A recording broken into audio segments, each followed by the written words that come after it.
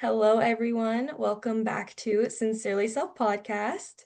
Today, we are joined by an amazing guest that's going to be able to give us so much insight. So, today, we're joined by Dr. Aumatma Simmons. She is a fertility expert for nearly 20 years. She's double board certified as a naturopathic endocrinologist, and she's also the force behind the Holistic Fertility Institute. So, Dr. Atma, give us a little insight into you and your journey. Hey Lexi, great to be here. Thank you for having me. So, my a little insight into my journey. I essentially grew up as a young person being told I was going to become a doctor. By the time I got to undergrad, I was like, I hate all of this. I don't think I'm going to be a doctor at all. I don't see how the body can be separated from the mind and the spirit until like a month before graduation. I got this pamphlet at my parents' house of all places. I just happened to be there to see it. And it said body, mind, spirit on the cover. And it was from a naturopathic school. And I literally instantly was like, oh, this is what I meant to do with my life. And of course, my parents resisted. They were like, no, we met a real doctor, the Like, Asian no, you thing. can't. And then they ended up just like I ended up going to naturopathic school and eventually they made peace with it. So I worked as a naturopathic doctor for a few years, I think about 5 years, and then was married to this man who wanted to have children, and my uterus was just like, no, no thanks. Um, which was a big wake up call because I was in my early 30s and getting to that age where fertility drops off of a cliff. Mhm. So I started researching and I was like, surely there's something naturopathic medicine can do for fertility, and just ended up finding so many myths that we have in our culture around fertility that like really made me upset, honestly. And I started talking about it with my friends, and they were like, oh my God, that's so great. You can help me with fertility. And like all of a sudden, I just landed a whole bunch of clients that I didn't anticipate, but I fell in love with it. I just like loved seeing people optimize their health and get results, like things that in my practice I would spend years before I could like crunch into a few months, because fertility is like everything's got to be so much faster, and you need to Mhm. like get to that optimal fertile state is what we call it now. You have to get there as quickly as possible so that people can try and have the best chance for having a baby. So Yeah. it became like, how do I get people results in a very short period of time? And then the bonus or the cherry on top is like the baby pictures when they Mhm. have a baby. So yeah, that's kind of my journey through naturopathic medicine and how I ended up doing fertility. And that was 14 years ago. I started with the fertility thing. So it's been a while. Yeah, that's so cool. I think personal experiences always kind of change our plans. You know what I mean? Mhm. Mhm. They tend to put us on kind of a path that we maybe would have not thought that we would have been in. So I think that's cool that you're able to take your personal experience and learn so much from it and be able to help so many people with it. And Mhm. I've been so excited for this episode because, like you were saying, there's so many myths around fertility. And Yeah. there's just so many misconceptions just around women's healthcare as a whole. And Yeah. so being able to have the knowledge that you have and be able to have a holistic approach that you know is just so insightful and something that so many women don't know, information that so many women don't come across. In your TED Talk I listened to, one of the main kind of points that you were making is that a lot of time we don't listen to our body, and our body is the Mhm. one that gives us the biggest indicators of why we may be struggling with fertility. Yeah. So for you, what are kind of the biggest factors behind fertility that you've noticed that people don't really take into account?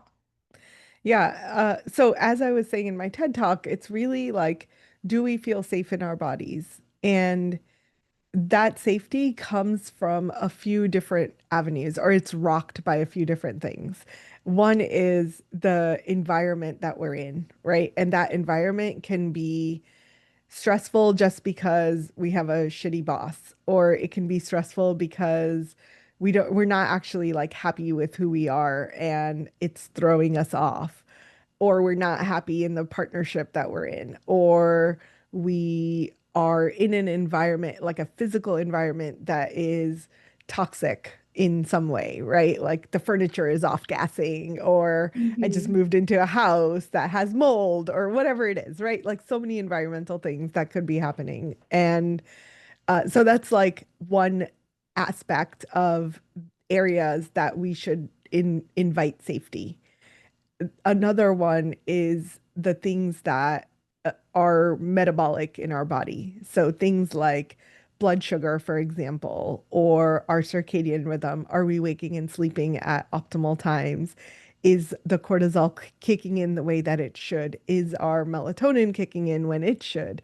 All of those nuances make a difference in whether or not our body overall feels safe or it feels unsafe. And essentially, like we can either have safety, which means reproduction, or we can have unsafe, which means survival. Mhm. So we can't have both coexisting in the same person. So we really have to think about like, okay, what are all the factors that are affecting safety and how do we invite that safety back in if there is space for it. Yeah. Another one that comes up a lot is stress. And obviously, like stress can play in a whole lot of different ways. But when most people talk about stress, they're like, oh, how do I'm not ever going to be able to reduce my stress because I just have a stressful life and I have a stressful job and and they feel like they can't do anything about it. But in my experience, it's not so much the external stress, but how we relate to that stress. So, if we are able to build stress resilience, if we have muscles and tools that help us to optimize even in stressful conditions, then we can handle it. So, Yeah. there are a lot of underlying factors that all correlate to whether or not the body's safe. I think for women also there's the hormonal piece, and hormones and neurotransmitters, I would say, kind of go hand in hand. So if we have the hormones that are shifting in the time periods that they should be shifting, then our body feels overall safe because the hormones are doing what they should. But when the body feels unsafe or when the hormones are out of whack, they're kind of the chicken and egg of like hormones are out of whack, so I feel less safe, but I feel less safe, so my hormones are more out of whack. So, and that cycle will keep repeating Mhm. until, like with my ex-husband, it was to the point of writhing pain, menstrual pain every single month and migraines. And like, I think I once had a headache that, and I was like super adamant that I was going to take anything. This headache lasted for 9 months. Wow. Like it didn't go away for 9 months. That's crazy. Yeah, exactly. Like imagine being in constant pain, For like a no. 12 out of 10 pain for Yeah. 9 months. And like that to me, in retrospect, should have been a wake up. Like now I know, but in the moment, I wasn't listening, right? Like I wasn't listening to that signal of like, hey, what is this? I was chalking it up to a physical injury that I had, but I wasn't really like looking at the emotional piece that was keeping that injury from healing. So, Mhm. it's really like now I see it. As I reflect back, I'm like, oh yeah, that was insane. Like, what was I thinking? But Mhm. it's sometimes when we're in it, we're not always listening to our body's wisdom. And that's the crux of, I feel like, the message that I want people to know is like, what is this thing that your body is saying? And if fertility is not happening, usually the body is saying something. Yeah. It's not just not happening for no reason, unless there's unless there's a genetic issue, and there is like a 0.1% of the population that have genetic anomalies and they cannot have children. But Hmm. outside of that, like, what are all these other things that are happening? And there's always something. Like, I have not, I tell people this all the time. I'm like, we're going to do some testing. And I have hope that you guys will be one of my first couples that doesn't have anything going on. But I've tested thousands of people, and literally everyone has something going on. So Hmm. there's never a we can't find the reason, right? Like Yeah. unexplained infertility, which is just so common of a Oh, diagnosis these days. And they hmm. come to me and I'm like, yeah, unexplained is not a thing. Like, it's always Yeah, explainable, if you exactly. do enough digging. Yeah, Yeah. I think in a day and age where it's so normalized to be in fight or flight, to be having these like unexplained fertility issues and having so many other issues maybe from our body, like Hmm. constant migraines, maybe really painful period cramps, these things that we're like, oh, I just need to take more medicine. We see it as something to fix instead of a warning sign from our body. And Yeah. so I love that you're kind of bringing awareness that instead of viewing it as this problem that needs to be fixed, we need to view it as, okay, what is my body telling me? What is unsafe in my environment? Or, what kind of circumstances am I in that are making my body feel this way or making me feel unsafe? So, Hmm. what would you say are some of these things that women can do to get out of this fight or flight and to become more safe? Yeah, I think that there are lots of things that we can do. Uh, but there are some things that have been researched to like significantly improve safety. One of those is supporting our nervous system. And one of the tools that supports the nervous system is something called body scanning. And this is where you can start at the top of your head, you can start at your feet, doesn't matter. And I think of it as like if there was a laser or something going over your body and you're scanning it, that's my visual. And I like just for 5 minutes a day, you just sit there and like scan your body. And as you're scanning, you're paying attention to parts that are talking to you louder than other parts. And for me, that louder is often like pain or discomfort or like it just feels off, right? Like there's not really a word for it, but you'll feel it. Like you'll feel something is calling to you there. And when Yeah. I get to that part, I will just breathe into that part for a few seconds and then keep on with my scanning and then keep doing that cycle of scanning over and over again, for 5 minutes, 10 minutes, however long you can do. But even 5 minutes a day has shown a significant improvement in stress hormones. So, like a 40% improvement, which is phenomenal for something that you do 5 minutes a day, right? Like, Mhm. that's probably one of my favorite tools. So, Yeah. that's one. The second tool that I love is sleeping and waking up at the same time every day. So the consistency that you get in going to bed at the same time, waking up at the same time, that consistency allows your body to improve how safe it feels because now it knows that it is going to have a cycle. And that circadian rhythm is the foundation for all of our hormones, especially reproductive hormones. Hmm. So, for people that have lots of stress, it's like, okay, well, you could try to reduce your stress and try to like find a different job and do all of those things. Or we can just get you to bed at the same time every single day, waking up at the same time. And then there's a whole bunch of other like sleep hack kind of things that we can do to improve the quality of sleep. And sleep is the foundation for reproductive hormones. It is melatonin, which is produced at night, is the best like rejuvenator of the ovaries that we have available to us. And our body produces it on its own every single night. So when people talk about like, how do I preserve my fertility? It's like, get really good sleep. That's going to be the first step of preserving your fertility. Yeah. Um, and it improves reproductive hormones, as I mentioned, and any other. I would say the level two of that, if someone wanted super juice, it would be other consistency. So if you add in on top of your constant sleep wake cycles being consistent, you add in consistent meals. Like Hmm. every day I have breakfast at this time, lunch at this time, dinner at this time.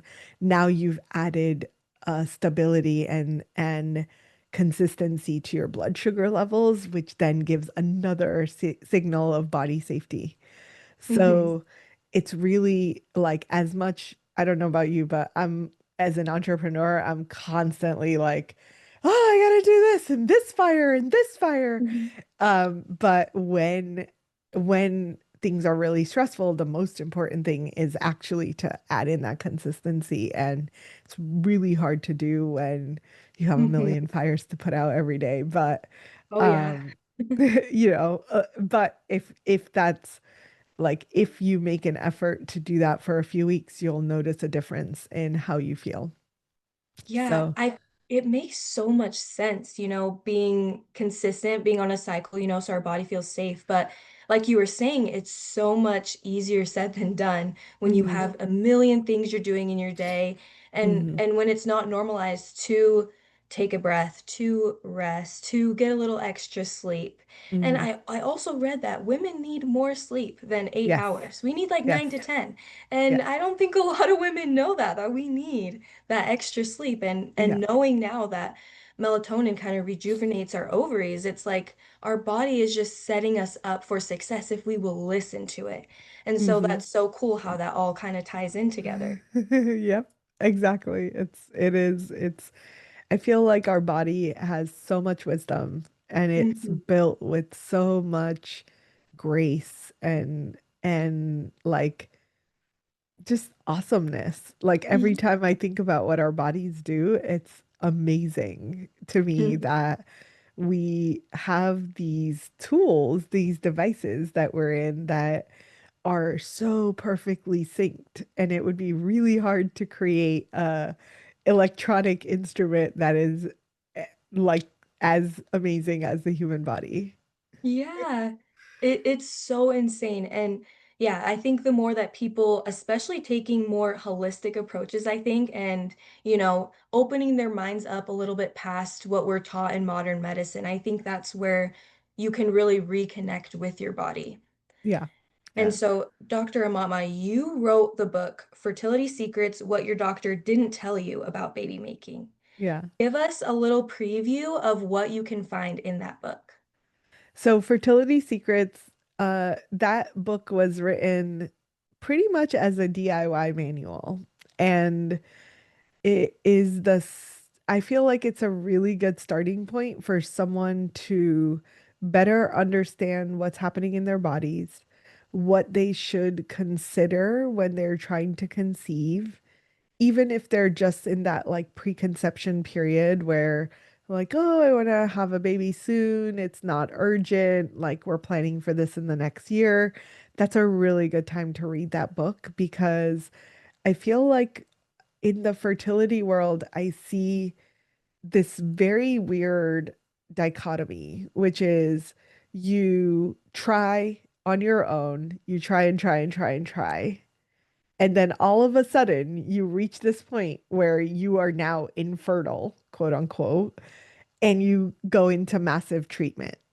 And Hmm. during that try and try and try and try period, it is frustration, shame, anxiety, depression, like all of the emotions that are coming up during this period where you don't understand why it's not happening on the first try Yeah. because we grew up with this idea that fertility was going to happen and the instant a guy sneezed at us and we were going to get pregnant, right? Like It was all just of these, boom. yeah, it was just going to be like magic.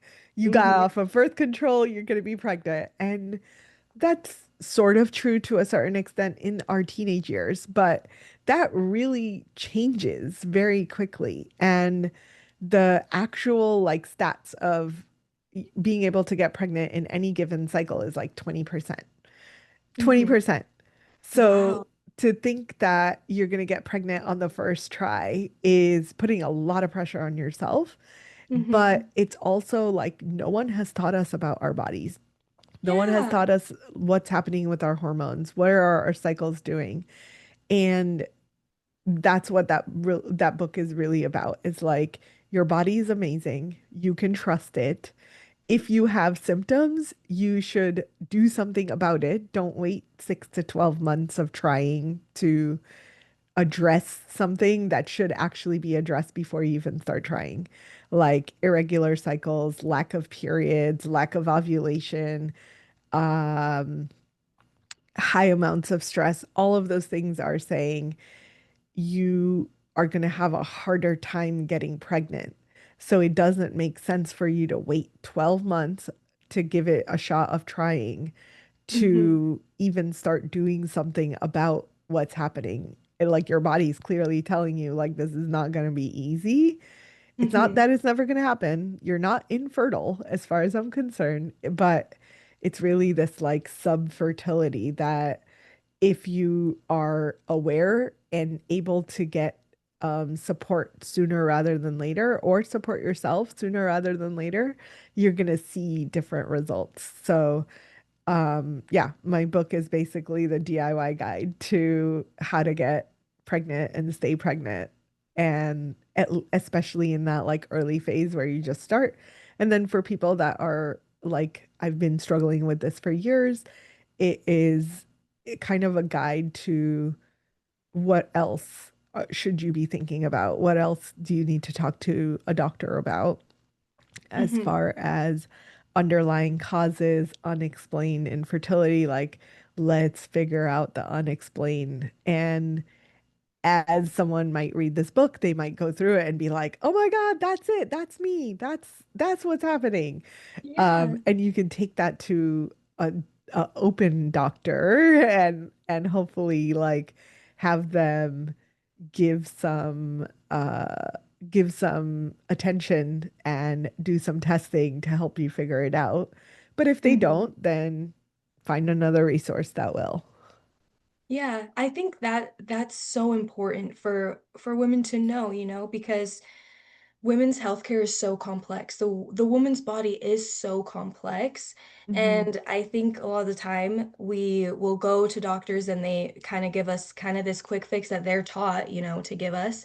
And when it doesn't work, we get so frustrated and we get these angry, upset emotions, but we don't realize, that's affecting how our body feels. We don't feel safe to get pregnant and those type of things. So I think Yeah. it's so beautiful that you've given these women a resource and a place they can go where they will feel heard, where they'll feel seen, and where they'll learn so much more about their bodies. Yeah. Yeah.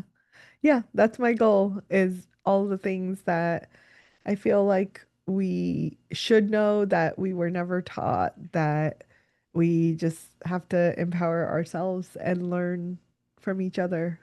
Yeah. And Yeah. in my opinion, how empowering is that, to be able to learn from so many other women around you about something that is involving women, It's just Hmm. such a beautiful thing.